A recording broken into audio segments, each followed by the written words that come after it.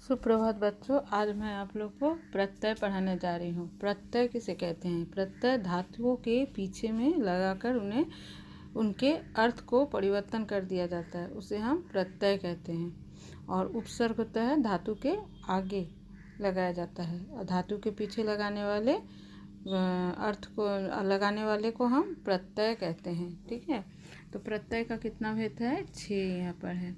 अक्त्वा प्रत्यय क्या है?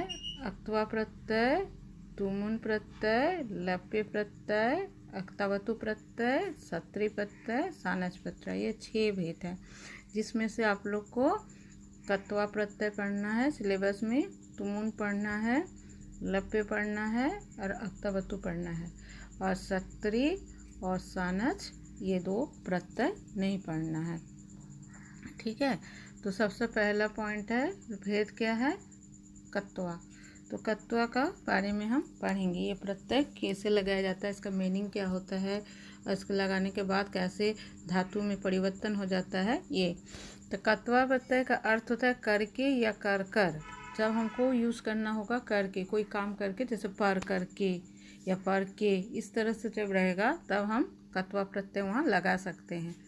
तो इसका प्रयोग करके या कर कर के अर्थ में होता है। ठीक है, इसमें त्वा शेष बचता है। कत्वा जो है यहाँ पर, इसका क्या शेष बचता है? जब प्रत्यय हम लगा देते हैं तो केवल त्वा और वा में आ की मात्रा त्वा शेष बचता है, और क का आगे में जो क है इसका क्या हो जाता है? लोप हो जाता है, गायब हो जाता है।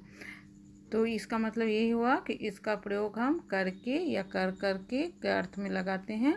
इसका शेष क्या बचता है? त्वा शेष बचता है। कत्वा प्रत्यय भी क्या है? अव्यय है। इस प्रत्यय को जब धातु में लगा देते हैं तो ये अव्यय शब्द बन जाता है, यानी ये कोई भी वचन में इसका कोई परिवर्तन नहीं होगा, कोई भी पुरुष में, कोई भी विभक्ति में इसका परिवर्तन नहीं होगा। जैसे एक पट धातु है, तो पट धातु में अगर हम पढ़ना होता है तो इसमें कत्वा प्रत्यय अगर जोड़ दिए तो क्या हो जाएगा? त्वा इसका शेष बचता है, तो क्या हो जाएगा? पठित्वा।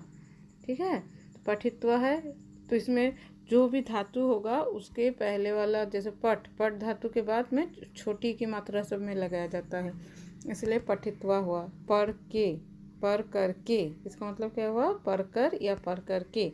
उसी तरह देखिए गम धातु है, उसमें कत्वा प्रत्यय लगा दिए तो कत्वा यानी जाकर। उसी तरह मान लीजिए हस धातु है, तो क्या हो जाएगा? कत्वा प्रत्यय लगाएंगे तो हसित्वा, स्व में छोटी की मात्रा हो जाएगा, त्वा शेष बचेगा, इसलिए हसुत्वा, मतलब हंस करके या हंस कर।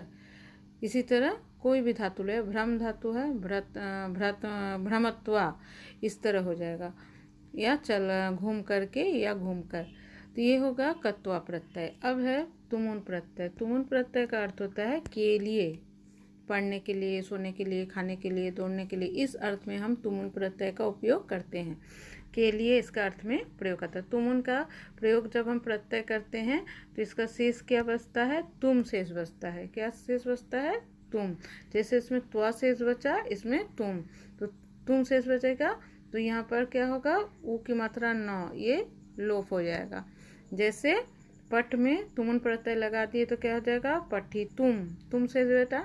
गम में तो लगाए तो गंतुम, फिर हंस में लगाए तो हंसी तुम, अगर भ्रम में लगाएंगे तो भ्रमी तुम।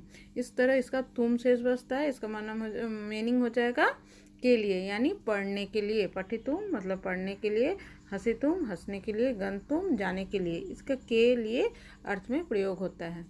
तो प्रत्यय ये हुआ कि धातु के पीछे लगाया जाएगा, और इसका शेष क्या बचेगा और किस चीज़ का लोप हो जाता है, इसको लगाने से धातु का अर्थ में परिवर्तन हो जाता है। और ये कल इसका हम प्रैक्टिस करवा देंगे, कुछ वर्ड देके। ठीक।